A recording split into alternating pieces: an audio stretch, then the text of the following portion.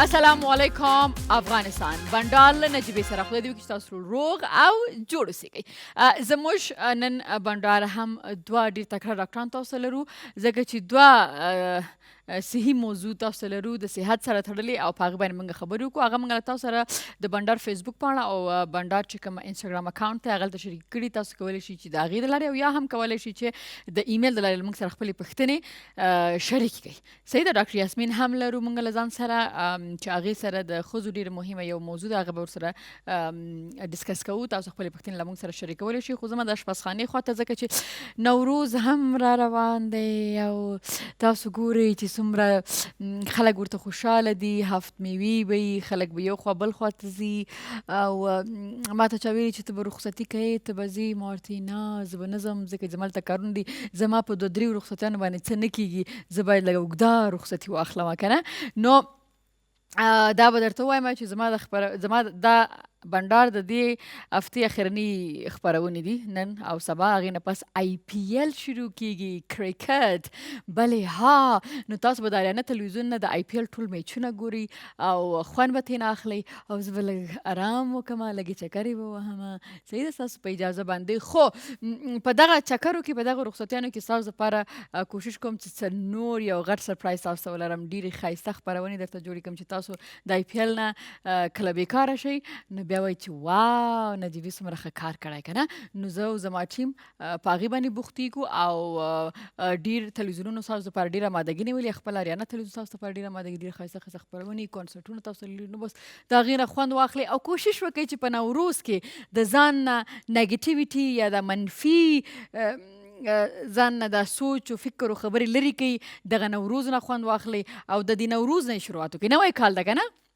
نو نوي کال کې ځان سره دا عهد وکړئ چې تاسو به خپل شخصیت نه اوس مشکل زموږ کوم ځای کې دی. مشکل زموږ دی چې بل کس ته نصیحت هم کوو، بل کس کې خامیان هم ګورو، خو کله چې زموږ خپل ځان به راځي نو بیا موږ ته خپلې خامیان نه ښکاري. نو زه دا درته وایم چې یقین وکړئ که نه، باور وکړئ په خدای باندې چې که تاسو د خپل شخصیت نه منفي څه ته وایي. منفي دې ته وایي چې مثلا که تا یو کس ولیده چې خوشحاله دی، تا ته زور درکړي، ښه کالو کې دې ولیده، په ښه ځي باندې دې ولیده او هغه تا ته زور درکړي نو په دې باندې پوه شه. او زور به څنګه درکړي؟ ته به د هغه بد وایې.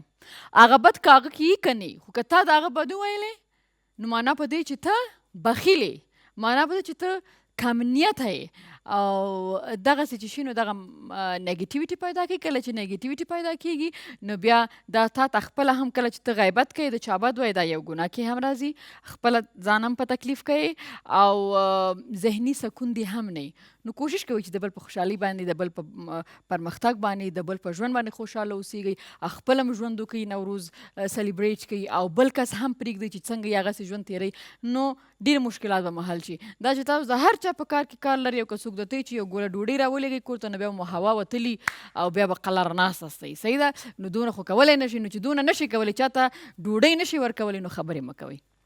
ښه نجیبه جان خوب هستی؟ یک سلام به تمام بیننده عزیز. آرزو میکنم مثل همیشه خوشحال و سرحال باشین. امشب دوستای عزیز در نظر گرفتیم به شما عدس پلو پخته کنم. برنج داریم، عدس داریم دوستای عزیز، یک عدد کچالو است، 4 عدد رومی است، یک دسته شبت است، یک دسته گشنیج است، اینطور که میبینیم مرچ تازه است، زیره پودر شده است، زیره ثابت است، مرچ سرخ است، تخم گشنیج است و نمک عادی می باشه. این دفعه میریم ریکارتش میبینیم که چند شده. چی میکنی؟ این 10 دست میندازیم. عدس پلو می شبت کت گشنیج گریزه کنی کتش دم بیتی بسیار یک خوشبویی خاص پیدا میکنه. یس او زیره هم ډیر ښایسته بوی لري. نو دغه پلاو تاسو کولی شئ چې د نوروز کې خپل میلمنو ته پوښ کړئ. صحیح ده. کارتش ببینیم که چند راځئ ګورو چې دا په څو روپو کې جوړیږي. عدس پلو لازمه مواد: وریژې 2 ګیلاسه 50 افغانۍ، عدس 1 پیاله 60 افغانۍ، گشنیز 1 دسته 10 افغانۍ، شبت 1 دسته 10 افغانۍ، رومی بانجان 4 دانې 40 افغانۍ، کچالو 1 دانه 15 افغانۍ، غوړي د ضرورت وړ، تور مرچ، سره مرچ او تازه مرچ د ضرورت وړ. ډېر ښه ځای دی. ښه با سرش گپ میزنم. بیاین این صدای زایده جان بود. خب چی رقم پخته میکنید؟ دوستای عزیز برنج خودم جوش میدیم او ماندیم که صاف میکنیم برنج دانش بیخی منظم پخته شود برابر نه قدر نرم شود نه قدر زیاد درش عدس هم کم دیدین پیش از پیش جوش بدین. بعد از دوستای عزیز کچالو را پوست کنین توتا کنین کچالو رو که روغن کمک بانین که مثل که چپس پخته میکنین همین رقم یکم سرخ شود. سرخ شد بانجان میتونه توتا میکنین مرچ تازه رو توتا میکنین در سر کچالو میندازین بازم خوب شور میتین کم بانجان سرخ شود. بانجان که سرخ شد برنج اضافه میکنین عدس اضافه میکنین مسالجات که میبینین کلش مقدار لازم اضافه میکنین میکس میکنین گشنی چکتش به ریزه میکنین بازم میکس میکنین و به مدت 20 دقیقه دم میدین در قوری میکشین همراه فامیل نوش جان میکنین. اوکی د شبیت بوی خوست ما باید دومره تازه لگی. نو بسیار علی دیر کتش کدام سلاتا و چتنی ماتی نمیکنی چرا؟ دوست داشت خوش ما داشت دوست داریم چرا جور نکردیم؟ خب خیره برای خودت باز جور میکنیم. این لایت بند و گل و چی میشه خیلی مربوط ما نمیشه. ما مربوط ما این میشه که اگر لایت گل شوم ما سیاه معلوم شم سیاه پنیر معلوم شم بدرنگ معلوم شم باز ما کتتان کار دارم. بیزو چی من نمیشه مربوط ما نمیشه. نه برو ما خودت مقبول هستیم تشویش نکنم تاریکی ها مقبول معلوم میشی. بله ها هر خانم به مورد خود نمو تو یک فکر دارم. راست گفتی. پیشتر گفتم نه نمی پرایس لیست که میگه زایده جان صحیح شد ما غی طویلی ما دسی جنگ غنده و تیر غنده نه دسی چی شبت دومره مالگه ما چی دار لگوای لگ پنا لگ پمینه باندې وای کنه سره بانجن دومره نن څه فکر کوم چې هغه باندې عمل کړي نو ډیر خوند هم وکړه. ښه نو لیدونکو نوروز دی ستاسو دوستان ستاسو فامیل به دلته یې کوشش وکړي نجونو ته هلکانو ته هلکان خو خیر هغه زما خبر ته ضرورت نه لري هغه خپله دوستانو سره ځي نجونې زنانه دې هم دغه ورځ باندې ځان ته وخت ورکړي لږ د ځان ښایسته کړي خپل سړی د پاره خپل کور به خپل بچو د پاره او لاړ دې شي دوستانو کره کیدی نه یو پیاله چای دې ورسره وخوري لږ قصې دې وکړي دغه پلو چې نن تاسو یا جانه ښیي دغه پلو ورته پوخ کړئ چې پام هم لږ بدل شي ښې خبرې وکړي البته غیبت مه کوئ د چا صحیح ده که چا ویلي چې فلاني داسې کالي اغوستي ورته وایي واه ډېر ښه دلش بایسکلش داسې ورته وایي ښه که څوک وایي چې مثلا داسې خاندي ورته دلش بایسکلش صحیح ده.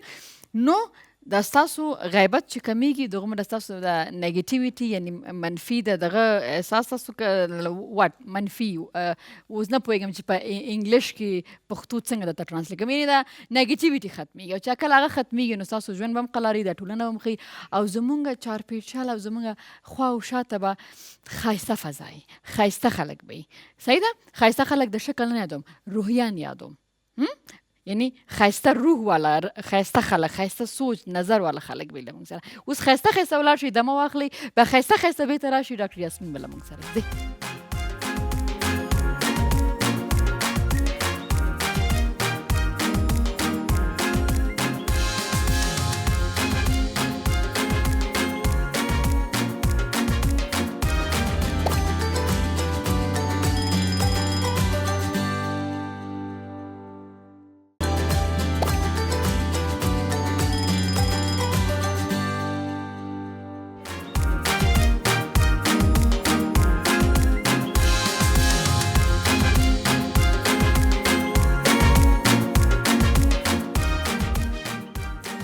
راغلاس خپرونه بنډاله نجیبې سره دا مونږ ډېر عجیبه دنیا کې اوسېږو زمونږ خلک په دنیا کې خو خیر په دې عجیبه غوندې افغانستان کې اوسېږو مخکې ورځو کې زه امادګي مې نیوله چې وځم دفتر ته که دفتر کې ومم نو زنګ راغی نو من ماته کور والا ډېر کم ټلیفون کوي ځکه هغه پوهېږي چې دا مصروفه وي نو هغه ټلیفون چې راغی نو چې ما د پلار شمېره مې ونه ما پورته کړه نو ډېر زیات وارخطا و وای ته جوړی هغې خبرې ما نه ولې پښتنه تاسو به اوس وایي چې دفتر کې بل چا نه یا کور کې بل چا نه پښتنه کوي ځکه چې زه اکثرا چې زه کور والا لرې یم نو زه چې کله مریضه شم یا څه خبره نو زه هغې ته نه وایم خپله نو په سوشل میډیا کې داسې عکسونه خواره شوي چې ما باندې ډزې شوي یا څه نو هغې ورخطا شوي چې ورته ویلي وو چې نو هغه خپله غوښتل چې زما غږ واوري نه ما ورته زه شکر الحمدلله جوړه یم او خبره دا ده چې کومه ورځ لاړم بیا به تاسو ټول خبرې اول نه ټول نه مخکې به هریانه نیوز نیسئ چې دا څه کیسه ده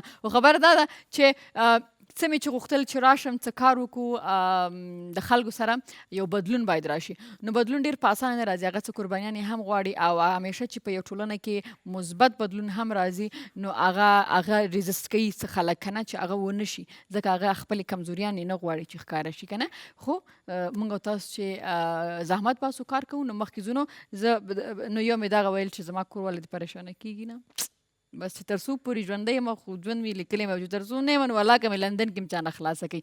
نو له ما سره مېلمنه ناسته ده، زه به د نن موضوع خواته راځئ چې یو ویډیو کلیپ وګورو، بیا بېرته راسره کېږو او بیا خبرو ته ادامه ورکړو. میاشتنی عادت یا ناروغي. میاشتنی عادت یا ناروغي هغه حالت دی چې نوې پیغلې د لومړي ځل لپاره له 11 تر 14 کلنۍ پورې پرې اخته وي او وروسته پرته د امیدوارۍ له مودې په عادتي ډول په هرو 28 ورځو کې یو ځل پیدا کیږي. میاشتنی عادت په نجونو او میندو کې توپیر لري، له 3 تر 10 ورځو پورې دوام مومي چې یو شمېر ورسره د درد احساس هم کوي. که چیرې د میاشتني عادت پر مهال نظافت مراعات نشي یو لږ ستونزې هم رامنځته کوي چې یو شمېر مېرمنې په خارښت او سوزاک هم اخته کیږي. نو له ما سره ډېره محترمه ډاکټر یاسمین ناصره ښه راغلاست. ډېره مننه ستا د دعوت څخه، خپل احترامات ستاسو لیدونکو ته وړاندې کوم. ډېره زیاته مننه. ډاکټر صاحب زه په دې پوهېږم چې تاسو به هم په دې خبره باندې پوهېږئ چې زمونږ دلته په افغانستان کې د ښو ډاکټرانو ډېر زیات کمی ده او د ډاکټر یاسمین دپاره موږ ته چې څونه ایمیلز راځي نو په دې باندې باور وکړئ چې ما خپل ټیم ته دا ویلي چې اولنی کار دا چې د ډاکټرانو په مورد باندې راځي نو موږ ته ډېر ایمیلونه ستاسو دپاره راځي او یقینا هغوی به تاسو ته ټلیفون هم کوي او زه دا یم چې دا ستاسو یو ډېر غټ د ثواب کار دی. هغه داسې چې کومې خویندې یعنې مشکلات لري او هغه تاسو ته راځي او تاسو یقینا چې هغوی په دې باور باندې چې تاسو ته راشي نو اول خدای بیا تاسو د هغوی سبب ګیري. نجیبه جان دې په وړاندې تاسو ته یو خبره وکړم چې زه افغانستان ته راغلم تقریبا 1.5 کال کېږي. زما اصلي بخش دی بیا اولادۍ دی، زه فکر کوم اولین افغان یم، لیکن زما په ډېر عادي دواګانو باندې ډېر میندو لکه عمل اخیستی دی او فعلا زما اولین افغان یم چې آی وي اف کې څه دغه لرم، لیکن متاسفانه تاسو ویل چې یو چیز دپاره قرباني ورکړې. ما خپله هم د افغانانو د خاطره خپل اولادونو قرباني ورکړې په اوسېږي، زه هغې سره د فعلا په افغانستان کې اوسېږم. نو زه دغه وایم که نه لکه دا زه درته یم چې د کوم لیول ډاکټره چې د ډاکټر یاسمین ده هغه په خارج کې ډېر ښایسته ژوند لري، صحیح ده، ډېر په قلاره باندې، خو هغه دلته راغلی په دې کابل په دې یخ کې په دې مشکلاتو کې په دې هر څه کې نه یوازې دا چې کلینیک کې ناسته ده خو داسې چې لکه څنګه موږ خپرونې ته راغواړو داسې خپرونو ته هم ځي او فی سبیل الله یعنې دوی ته موږ هېڅ پیسې نه ورکوو چې یعنې دوی ته موږ پیسې ورکړي دي چې دوی خپرونې دوی مفت راځي چې څه وکولی شي چې دا ستاسو مشکلات حل کړي. نو موږ ټول دلته کې څنګه چې تاسو موږ ټول د خپل فامیل نه د خپلو نه د دوستانو نه لرې یو ډېر راحته ژوند پرېښی دلته راغلي ځکه چې موږ تاسو را نه شو نو بیا به څوک راځي مخ کېږي به، خو هغه کسان به ناست چې هغه صحیح نه پوهېږي او د کلونو کلونه دلته ناست دي او هغه په ځای دي چې د چا مرسته وکړي نور مشکلاتو ته جوړ. بالکل نجیبه جان زه هم ډېرو ستونزو سره مخامخ کېږم، یعنې که ما وګوري په دومره دغه باندې، لیکن زه انشاءالله خپل همت د لاسه نه ورکوم او زه د خپل دغه نه ډېره خوشحاله یم، د خپله خصوصا د مریضانو نه. او زه چې ایمیلز ګورم ستاسو په باره کې یعنې څونه چې ډاکټران راځي څونه مثلا خلک راغلي دي د ټول نه زیات ایمیل ستاسو دپاره راځي. زه هم سره محبت لرم مریضانو سره او محبت هم لرئ، ستاسو لاس کې شفا هم ده، دا مونږ کتلي هم دي او زمونږ خپله کوشش دی چې پوره انصاف دې خبرې سره وکړم چې ستاسو شمېره مونږ هغې ته ورکړو او تاسو لاړ شئ او دا وګوره بیا چې ماشومان وشي بیا مونږ ته هېڅ نه کیک نه خواږه نه میټایي څه شی نه رالېږي، تاسو راوړي بیا کله کله والله چې راځي پړسېدلې هم نه وځي تا خبره او یو چاکلیټ نه چاکلیټ خبره نه ده چې نور ځایونو ته چې ځي هندوستان او دې ځایونو ته 15 کاله 15,000 ډالر یې ورکړي، لیکن متاسفانه چې کله راځي یو چاکلیټ هم نه راوړي. یعنې زمونږ خو دغه غم دی که نه په افغانستان کې چې مونږ د خپلو په قدر نه پوهېږو، پردو خلکو ته وایي هي هي هي او تشکري زنګ هم نه وایي زیاتره، لکه یعنې چې یو تشکري ډاکټر صاحب ستاسو د برکته نو سړی خیر هغه خو د تعالی هغې موږ ته اجرونه راکړي او د هغې چاکلیټ بس زمونږ ستاسو دپاره دا خري چې لکه زما خو دا کوشش چې دا تر څو دا یو ساعت دوی له ما سره په اریانه تلویزیون باندې د دوی دا وخت تېر شي،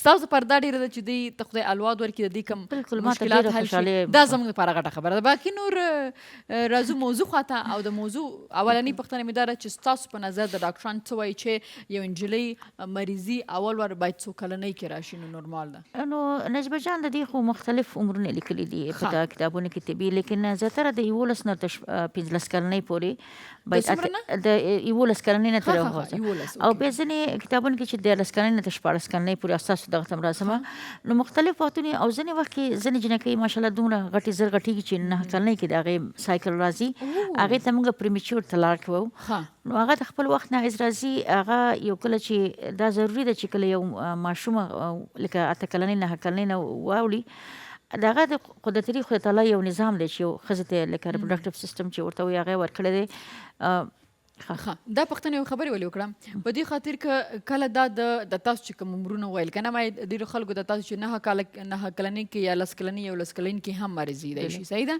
نو چې کور والی ورخطا نشي یا هم که دا ته 14 کلنۍ پورې وخت لري که نه که 14 کلنۍ که د 14 15 کال شي او مریضي محور را نشي باید کور والی ورخطا نشي نه ډاکټر ته دې لاړ نشي 14 کلنۍ پورې دې ورته 14 کلنۍ کې لیکن متاسفانه بیا ځینې جنکیان چې 13 کلنۍ ته ورسېږي هغې هم حیض نه راځي زیاتره مریضان راځي لیکن هغې خپل ستونزې ډاکټر ته نشي ویل ځکه چې مور او پلار ورته پکارېږي نو زیاتره مریضان ما ته داسې راغلي چې هغې بېچارهګانو حیض تقریبا 2 کلنۍ پورې نه دی راغلی نو هغه داسې چې هغه ضروري نه ده چې هغه که مشکل ولري ځینې وخت کې د هارمون امبالانس د وجې نه هم کېدای شي سټرس موږ لرو خو د هارمونز امبالانس زه تباه او برباد کړم او بله د رحیم خپله ځینې وخت کې رحیم د خپل وجوب نه وړوکی یا بیخي پیدایشي نه موږ ورته هغې ته یوټرس ارتریزیا ویو نو دغه وجوهات کېدای شي لیکن زما د خصوصا د افغانستان د میرمن نه دا خواهشه د میندو نه چې کله لوري یو حیض تقریبا 14 کلنۍ پورې رانشي باید هغه ډاکټر ولادي نسایي ته ورشي یو مجهزه تلویزیوني معاینه ورته وکړي بعد د هغې نه بیا تشخیص کېدو نه پس چې دا مشکل یې کومه دی لیکن زیاتره په افغانستان کې جنکیانې پی سی او ایس هم ولري دا هم وجه دا کېدای شي د هغې مرضي زر رانشي او غیر منظمه دا څه شي ده تاسو چې نوم دا پولیسسټیک اوویرین سنډروم ورته وایي د دې خپله د دې موږ په ښځو کې 3 هارمونونه موږ لرو یو ایسټروجن پروجسترون او انډروجن همیشه د سړو دپاره ټسټرون چې ورته وایي لیکن ځینې وخت کې دغه هارمون کې امبالانس شي دغه مردانه هارمون بالا لاړ شي نو هغې په مخ باندې اختم راشي او مخ یې اختوم ونیسي او هم مرضي غیر منظم ځکه چې د سړو هارمون زیاتره شي نو خپل هغه فولیکل چې دی هغه خپله وړو وړو سیستونو کې شي هغه تخمه چې د سیستون نه غټه وړه جوړ شي دا ته پروسس خانه اوس ډاکټر صاحبه چې همیشه راځي نو هغه داسې تاسو ته منت کوي چې دا زمونږ چې کوم خویندې دي صحیح ده یک شما پیشتمویه ما رو گرفتین یک گپ میزنیم نمی استایل است نمیفهمینی خود علی موی نداری موی مرا دیده نمیتونی کدام بدبخت نمیدارکتر بگیرین بزنین خب بریک بگیرین که ما قهر شدیم بریک بگیرین برین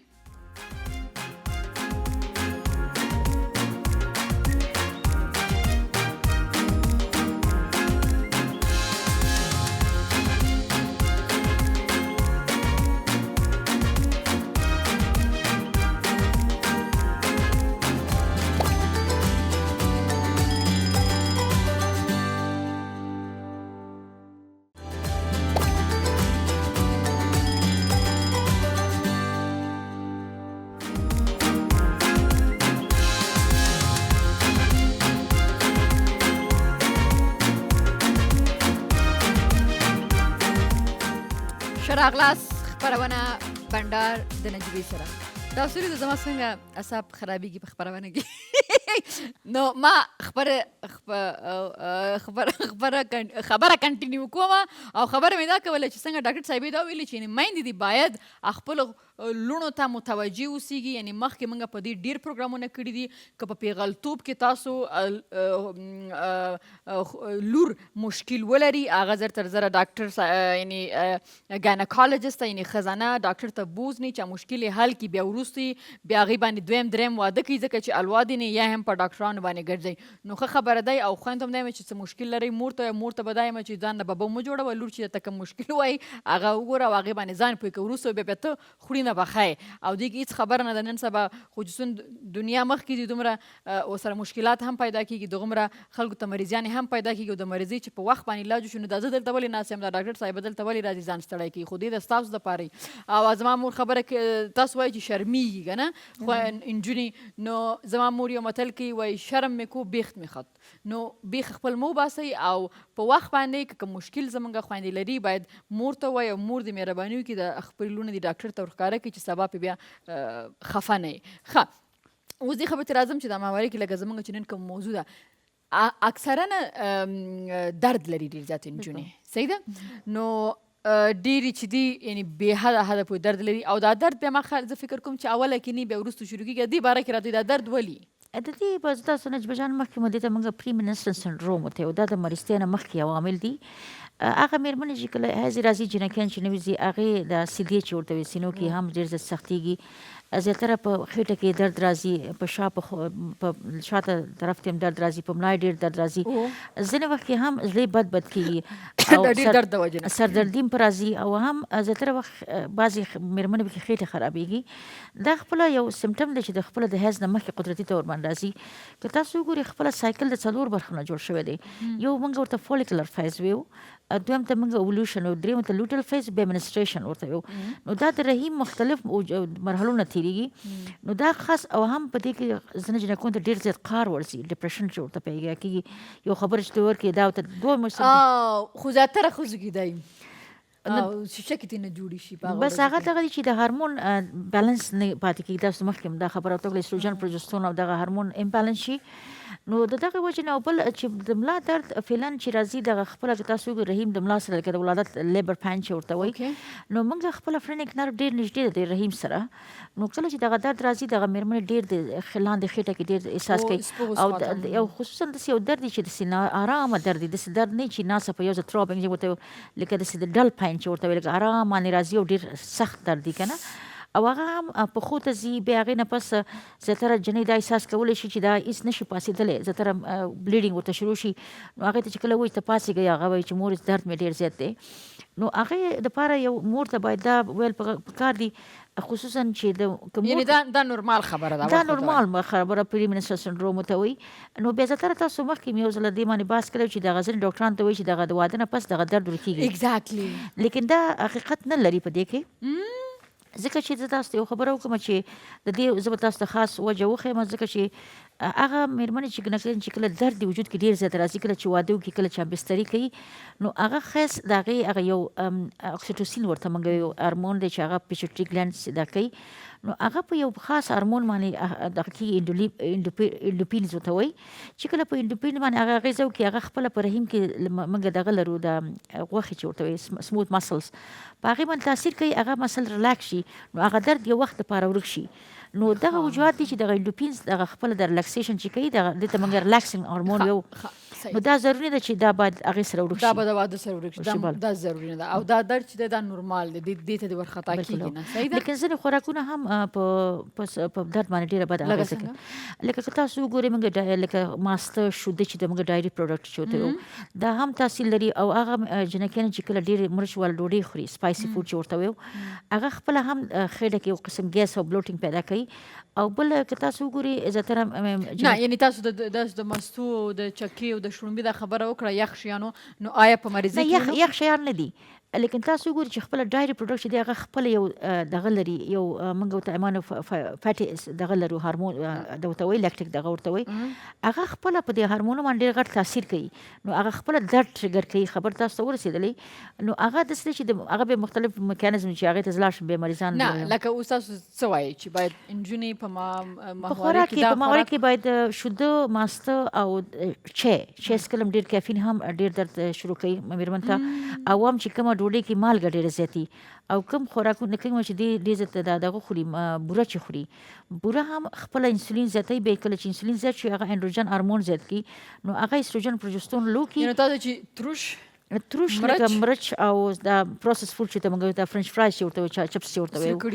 او هم د کوم قطو کې چې د خواږه شوګر اسپیشلی لکه د موږ دا ډېر زیات کوي لیکن ځینې خوراکونه بیا دغه دپاره ډېر ښه دي حیض دپاره د مریضي دپاره چې هغه کې کیله راځي نو دا ډېر زیات کې زنک او دغه ډېر زیات لري او هم موږ بروکولي چې سبزیجات باید ډېر زیات وخوري شنې میوه باید زیاته وخوري نو دغه خوراکونه ډېر تاثیر لري نو دا چې ځکه وایي که نه وایي پرهیز دا پکار دی چې تروش شی مه خوره دغه هغه دې دپاره وایي چې دغه هارمونز دغه کېږي هغې سره درد سوي یخ او ګرم څه په دغه نه دا راته وایي چې دا د دغه یو هفته چې مریضي لري په دې کې اوایډ کړي یا ټوله میاشت کې نه مریضي حیض دوران کې لکه زیاتره زموږ خلک وایي چې چاوه آیسکریم خوړی شي آیسکریم بالکل بند دي په آیسکریم په حیض کې ځکه چې هغه کې ډایري پروډکټ شوده او دغې به هماغه درد بیا سټیمولیټ کوي دا د ماته ډېر ښه دغه ریمایند کو مننه د دې نه. زه خو ګوره داسې ښې خبرې کوم بیا ته ماله توفې راوړې که نه ستا د توفو نه خو ماته ډېر دشمنیګانې دي که نه نو ما ته ډاکټر صاحبې ووایي نجیبې یو پروګرام راته ټلیفون راغوم نو به زه د کټ لاندې پټه شوم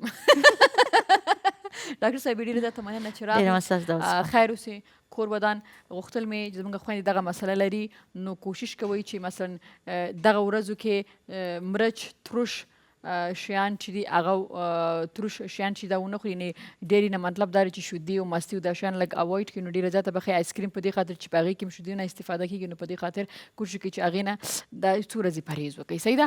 او چای هم دې ویلي چې هم نه لږ کافي څکلی شي کافي ښه ده. نو نیکوټین تاسو وایئ چې هغې نه کافي نیکوټین چې دی کافي اوس ریسرچ شوی چې کافي خپله ډېره ښه ده ځکه چې شین چای دې نه شین چای نه لکه زلتره بلاک ټي چې ورته وایي ښه نو تور چای شین چای هغه نه کوي I love you 3 ځکه چې زه شین چای ډېر خورم نو هغه مشکل نه ده خو تور چای چې کومې خویندې خوري هغې دې دغه کم کړي په دغه ورځو کې نو درد سره به ارام وي او دوی ته پریشانه کېږي مه دا نورمال خبره ده او په لوی الله مو سپارم او ډاکټر یاسمین ستاسو څخه ډېره زیاته مننه ډېره مننه او څه چې چای ټیکری دې کړی دی او زړه دې رانه وړی دی او په همدې سره زه دوا اخلم مننه چې رالې دوا لو بنډال نه نجیبې سره.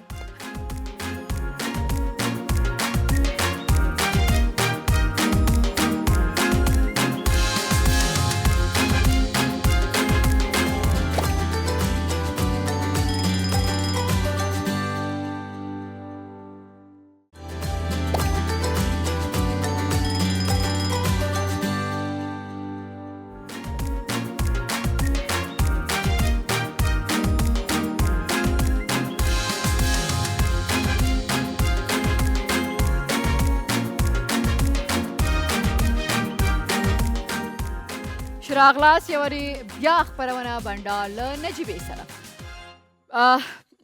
تاسو کله په غاښونو باندې درد شوی دی او که درد شوی نو بیا به تاسو ته معلومه وي چې څومره سخت درد دی د ګردې درد او د غاښونو درد هم ټول دردونه سخت دي خو دغه دردونه ډېر زیات سخت دي ورسره خو د سړي باندې رڼا ورځ چې هغه پرې توره شپه په دې باره کې یو ویډیوي کلیپ ګورو بیا بېرته راستانه کېږو ډاکټر صاحب سره دې موضوع باندې خبرو ته ادامه ورکوو. غاښونه په خوله کې د دروازې مثال لري. که دروازه خرابه وي غل په اسانۍ کور ته راداخلیږي. غاښونه د یو قیمتي غمي مثال لري. که چیرته دا غمی مات او یا هم خپل رنګ د لاسه ورکړي نو په شخصیت بده اغیزه کوي.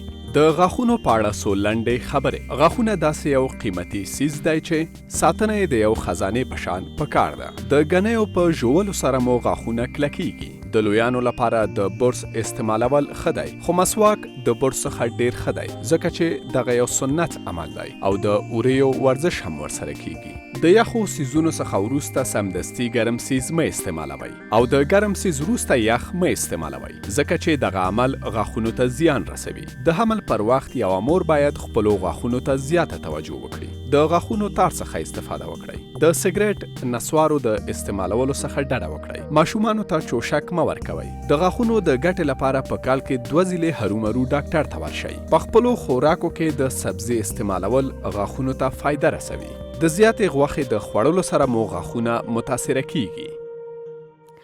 نو ما سره د غاښونو ډاکتر دلته ناست است سیاوش دکتر سیاوش راغلاست. سلام به شما، سلام به پروگرام شما، سلام به همکار شما.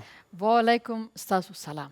دکتر صاحب ستاسو په غاښ باندې کله درد شوی چې رښتیا راته وایي؟ والا طبعا هر انسان دیگه از اشتکی از اشتکی طبعا درد می داشته باشه چرا انسان از اشتکی تا آن بزرگ می شود به دردهای مختلف روبرو می شود و بخصوص کسی در افغان باشد او درد دندانشان بیشتر می باشد چرا عدم مراعات حفظ صحت درست نمی داشته باشند دنتال درست نمی داشته باشد.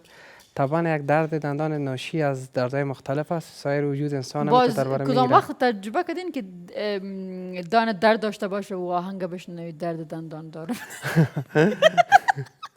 کدام وقت شده که بازی را گوش کرده باشین دور شده باشین؟ شما یک تجربه کنین. مگه ما پس میگردم طرف موضوع خود.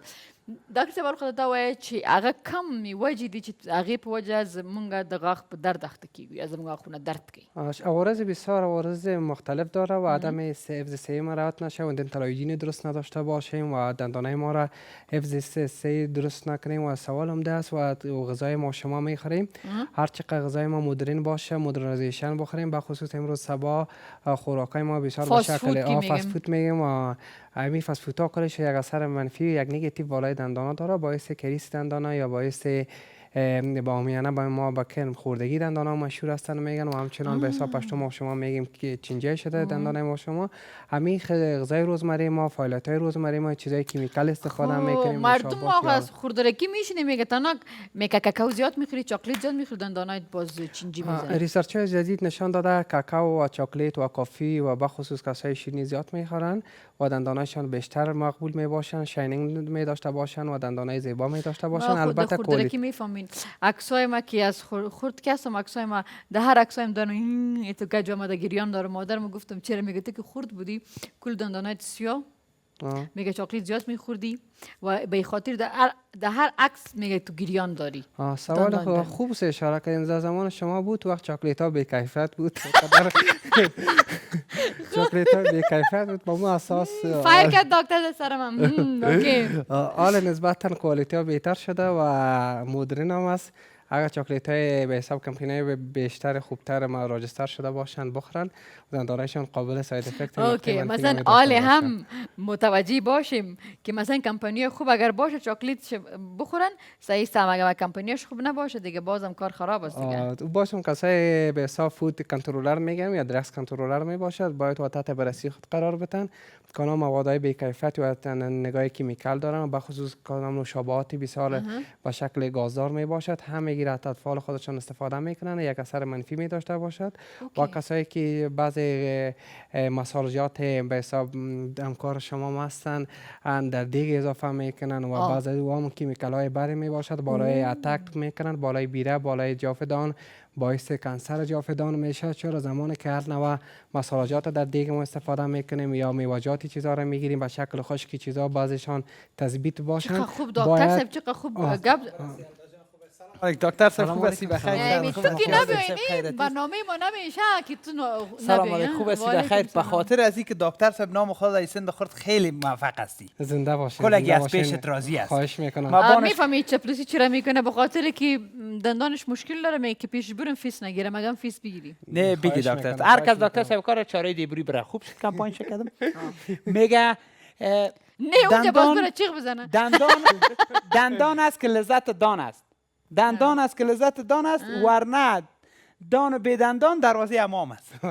همین قدر دندان رو بفهمن. نه و یکی دکتر صاحب دندان خوب چیست؟ مگه من یک گفتنی دارم به مردم، خیره ببخشید دیگه. همین کسایی که دو زنه هستن با میزنایی که چی باشه دو دندان خوب نیست دندان. ما یک اندیول داریم نامش نمیگیریم دکتر ما این شه دندان کندن. نه از دندان آدم چرا بدن؟ چند دفعه گفتم نعمتی را ازار نتی. چرا نامش گرفتی؟ ما گفتم ما شفر دادم تو نامش گرفتی نعمتی صاحب. باز میگم چرا میگه پل داره؟ میگه پل کار است؟ نه نیست دکتر صاحب. نه اینه تو گپ. چرا نیست؟ تو نمیفهمی. و از اون موچی پرسان کو، از علی پرسان کو. خیر او را خیر خو میگم دکتر صاحب ایناله. یک این دندان کلگی میگه نه دی آخر. بله. هر وقتی درد میکرد گوشت که میخورد نیم ساعت دیگه چوب گرفته بیل وارد بود بیلک میرفتیم. ببریم پیش دکتر. بردیمش حال میگه دکتر صاحب این دگای شکل شبکه شور سگ ور تنابون کم تو درد کنه. نه حالا مورا بکش. پیش یک دکترم. دروغ نگو. این نمی نفر خودت بودی، نمی تو گپای خوب و با شعور خودت میزنی به آقا دیدی خپل کارو که آقا به بل چبانه چی. ما دکتر صاحب آدم که و یا بلا خبر از دست وای مگنه این شما گپایتان خلاص شدن؟ امی برس دندان دکتر صاحب آدم شخش بگیری یا نرمشه؟ نظر به کیفیت خود دندان اگر نرم شما گرفتی خوب است، اگر سخت شما گرفتی خوب است. روز ما رفتم برس نه قدر دساکش نه قدر دکاندار میمالی چه رقم میگه نه رنت ما کم بگی کالیتن شوربت دهشه. انت مردم باید از بفهمن. ز پاسیگم. تو پاسیگ تا پلاو تا بیاړه ولې د ز پویګم دا سیگمنت چې خلاصم شي پروګرام ترڅونی دندنه نه ما خو میرم باش از دکتر صاحب پرسان کنم دکتر صاحب. بالا سر. امی با. ما برای چی هستم که تو پرسان کنی؟ نه. یعنی ما کدام روز کمدی کردیم ما اینجا نتاقسم سوالا حکم میشه که ما کنم. تو ولی په خبر نه پویږي ولی ځان نه بره دا ولی ځان بره چوپ کینه لار شي دمو واخلې دا ز برابرم تا کمانه پښتنه وکړه دا پروګرام زما دی دیک به ز پښتنه کومل تا کې علم ستا په خو دی وې دوه قدارم خو بر سایس اینه مینه توقع بعد وایش میکنم ولی یک دندانداری بگیری شکل یک دکتر امین اوجا دکتر صاحب 500 روپیه میگیری یک مفت است نجیبه خو سایس پسند خو اینال دکتر صاحب سوال مزی است نه غنال برو نمیکنم همی سوالا با نمیذارید به کفایت نمیکنم همی سوالا برو خب د دې دا خبره ډیره زیاته مهمه ده د غاښونه برش کول هم خپل یو طریقه غواړي چې باید برش شي خو زمونږ موضوع نن دا چې د غاښ درد نو تاسو ویلي چې چینجی وهي د هغې نن موږ واقعا زه اول ځل خبره شوم چې د چاکلیټ یا د شیریني خوړلو نه علاوه د فاست فود هم او تاسو چې په دې کې کومې مسالې نن سبا کېږي هغې نه هم کېدلی چې غاښونو ته ډېر نقص رسیږي بسیار زیاد به خاطر زمانی که ما شما فست فود میگیریم این مسالجات در دیگ استفاده میشن یک ریسرچ جدید نشان داده هر مسالجات باید اول با چک بررسی شود از نگاه سی بعد از او استفاده شود در کجا گپ میدین دکتر صاحب در افغانستان به این اساس است اگر زمانی که ما شما غذای ما شما را نگاه کوالیتی فود کنترلر ببینیم بعض غذا مسالجات استفاده میکنه زمان ما شما غذا را میل میکنیم بعد از یک ساعت بعد میبینیم در اطراف دان ما شما شوریدگی و حتی باعث زبان ما شما سوختی پیدا میکند باعث درد دندان میشود بعض اشخاص دیدین بعد از خوردن غذای باعث خونریزی جی پی بلندینگ میگن یا باعث تکلیفات معدهشان میشن میز مسالجات به کیفیت ما شما استفاده میکنیم و زمانی که نوشابهات قبلا با شما ذکر کردم همچنان نقطه بسیار منفی داره و همچنان از بعض جوس های به کیفیت استفاده میکنن و چیزایی در ترکیبش از الف نو زه به دا وایم کنه ډاکټر صاحب چې تاسو د دومره ډېرو خبرو ته اشاره کوئ چې هغه د دې باعث جوړیږي چې زموږ غاښونه خراب کړي نو خبره دا سته چې په دې وطن کې خو که د دې نه تمه وساتو چې صحي باید هغه لاړ شي وګوري چې د هغې کیفیت وګوري مشکل ځکه چې زموږ یو ډېره ښایسته ماشوم او د دې غوندې ډېرې محسجانو غوندې ډېرې ماشومانې چې د خپل ژوند د لاس قاتلان دی هغه په خپله خوله باندې وایي چې داسې مو مړه کړه دا کار مو وکړه دا مو وکړه او د هغې نه پس موږ ورته ناست یو ګورو ورته او هېڅوک نشي چې پوښتنه وکړي نو زموږ د صحت به څوک پوښتنه کوي باید موږ د خپل صحت په خپله پام لرنه ورته وکړو اوس چې دمې ته ولاړو دمې نه وروسته چې راغلو نو بیا به موږ د ډاکټر صاحب نه دا پوښتنه کوو چې څنګه د دې مخنیوی وکړو او څنګه دمه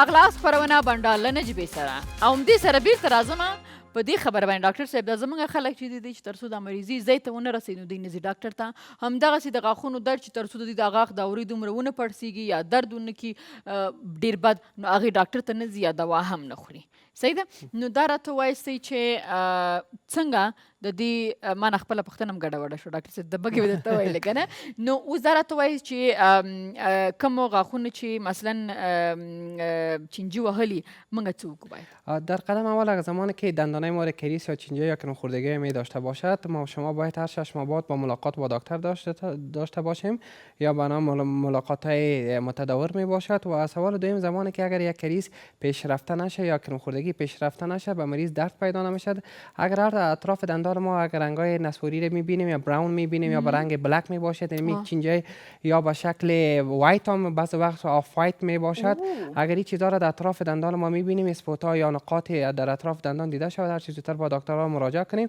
دکتر صاحبا اکس ری میگیرن و پی جی میگیرن تشخیص میکنن آیا کریس پیشرفته است یا پیشرفت نکردن اگر کریس از کلاس اول به کلاس 2 از کلاس 2 به کلاس 3 از 3 به 4 یا برسد و زمان میرسد و زمان دندان کریس به سب دندان میرسد و دردهای طاقت فرسا می داشته باشد مریض آب یخ آب سرد نوشیده نمیتونن باعث درد دندانشان می باشد به حساب ما شما می به دندانای ما شما بریخ پیدا میکنه بعضی حالت ها سنسیتیو می باشد یا هایپر سنسیتیو ما شما می حالت است وقتی که یا اطراف دندان با عصب دندان می رسد یا غشای مخاطی خراب می شود یا باعث کالکولاس یا منگ میگیره در قسمت های خود بیری ما شما را باعث نمی اطراف نمی تکلیفات به وجود میاد و در واقعش هم قسم ما شما میبینیم اما میفهمن باید فیلینگ یا پرکوری شون پرکارن ورسای مختلف توسط لیزر میشه ان شاء الله بسیار نتیجه مثبت می داشته باشند و اگر میخواین یک دندانای درخشان و زیبا داشته باشند هر 6 ماه یک ملاقات با دکتر داشته باشند او سکیلینگ څومره ضروری دی کال کې څو در افغانستان اسکیلینگ من میگم در دیگه کشورها باید 6 در 6 ماه شود در افغانستان باید 3 ماه در 3 ماه شود